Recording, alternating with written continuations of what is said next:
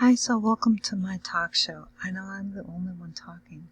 I've tried to host online things before, but you have to realize I'm almost 50 years old. I'm not up on the latest technology. A few years ago I did try to do stuff, but it never seemed to amount to anything. Nobody was really interested in calling in. Therefore, it's the constant monologue between me, myself, and I. Right? Okay, I mean, yeah, it would be great if somebody would give me a platform, but you have to send it to me in the mail or by, certified mail or Federal Express or UPS because I don't check messages.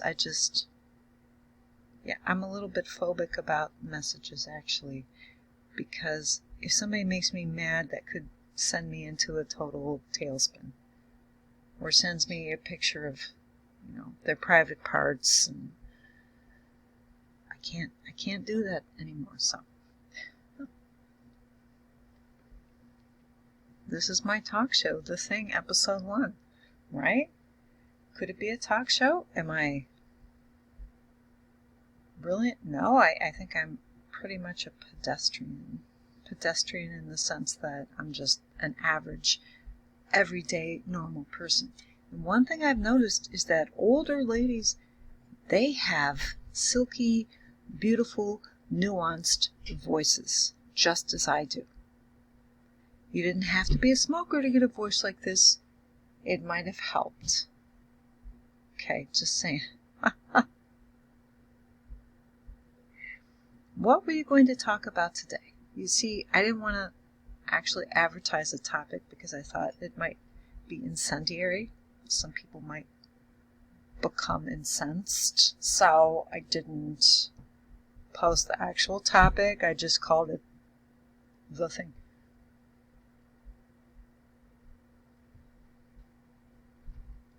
Why do we make such a big deal out of race after all? Ooh, that's very incendiary, right? Because it's like I didn't choose to be born into this particular body, It's like I believe I have an eternal spirit in me which comes from the Lord, God, Himself. Yeah, I'm busy. I'm sorry. I'm a little bit busy now. You have to wait. No. Will you please wait? Please wait.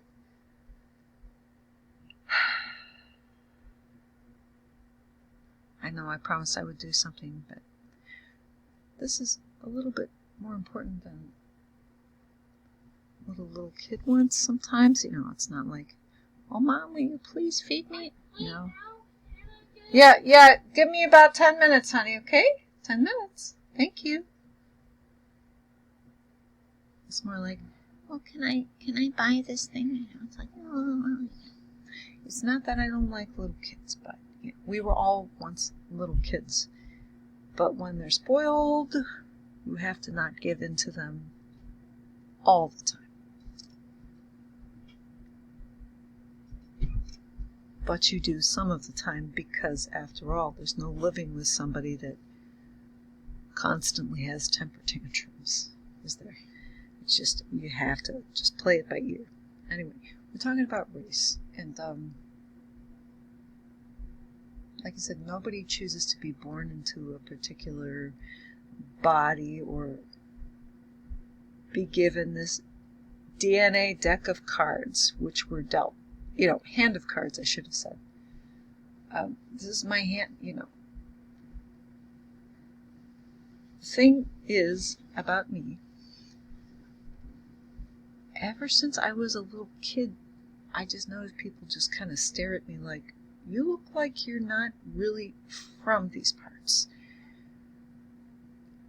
I seem to be a pastiche or an amalgam of various different races, and my parents are both white, supposedly. And in fact, I did join that popular website which analyzes your DNA, and I saw all these people that are related to me as like second and third cousins, and that's to me, that's terrific. but none of them really looks like me at all. They're all kind of like normies, kind of like blondish normies. Why do I look so different? This is my DNA. I'm not pretending to be like you, but people think, well, you're not like me. You're not from around here, are you? You have to be Turkish. You have to be...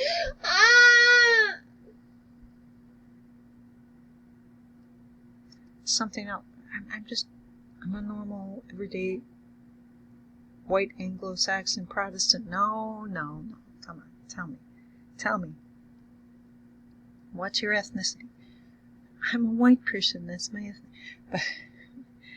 But, always looking different has shaped my outlook in a very good way, because I like other races. I like other ethnicities. People from India, they think, well, she has to be at least part Indian. People from Asia think, well, she has to be at least part Asia, or people from Latin America think, well, she has to be at least part Latino.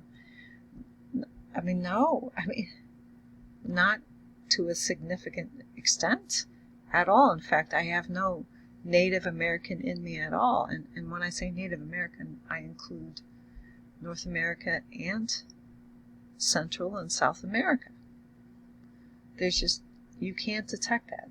But people think, oh, well, you have, because it's like, I'm used to people staring at me. Ever since I was a little kid, I thought, is it because I'm ugly? Actually, I remember being in a Friendly's restaurant, being a little kid, and everybody was staring at me, and I thought it was because I have dark circles under my eyes. Well, maybe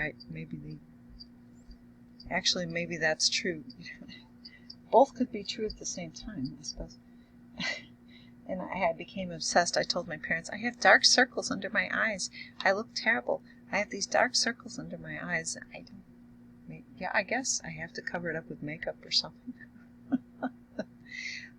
Maybe they thought I was beautiful, or maybe they thought I looked grotesque. But usually when I walk into a place, people notice me. For good reasons or bad reasons, I don't know, because I'm like the every person. You've heard of Every Man. That's, what is that? A morality tale, an ancient morality tale from Great Britain. Every Man. I'm like, I'm every woman. I'm every person. You always assume, well, she must be at least partially part of my ethnic group. Well, of course I am, and we all are related as human beings. Do you understand that?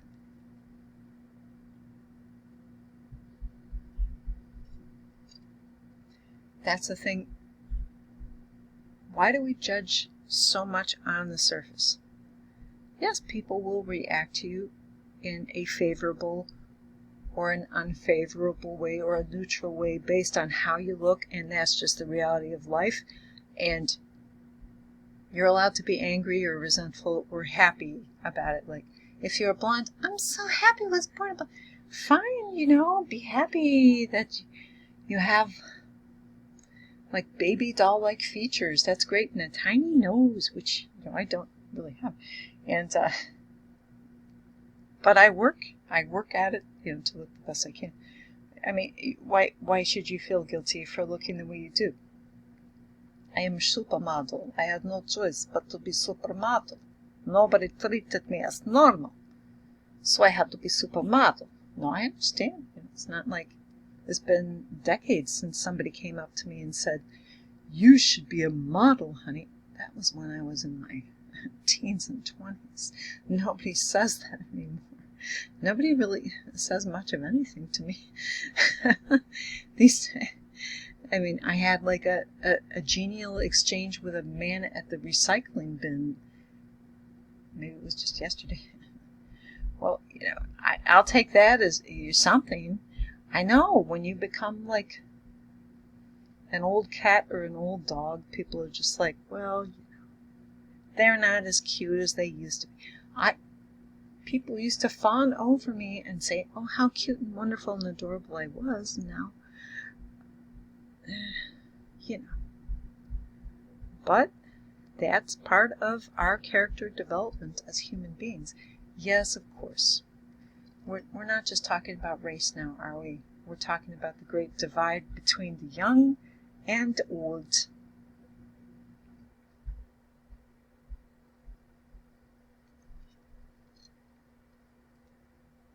I don't think it's bragging to say I kind of look young for my age. I'm happy about that, but I think it's because I'm young at heart. I just have that childlike spark about me. I'm like Pollyanna. I'm hopeful, I'm optimistic, but at the same time, a little child can be crushed so easily. I'm kind of that way too. It's my personality. We have different races and we have different personalities. What about the normies? The way I'm talking now, it's my broadcast voice and personality, but in real life, maybe I'm not quite as polished. Maybe I'm not quite as even keel. I certainly strive to be even keel and polished. I try to say everything correctly around people. I try to pronounce things correctly. Why you would deliberately mispronounce a word in English is beyond me, but that's obviously become a thing in advertising. I work so hard to enunciate correctly. I speak slowly. I'm not like the Federal Express fan.